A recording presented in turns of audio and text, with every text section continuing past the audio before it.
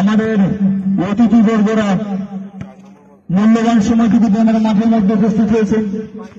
আপনাদের সঙ্গে পরিচিতি পর্ব বিষয়ের জন্য অতি সত্তর আপনারা মাঠের মধ্যে এসে আমাদের খেলাটিকে শুরু করতে সহযোগিতা করেন।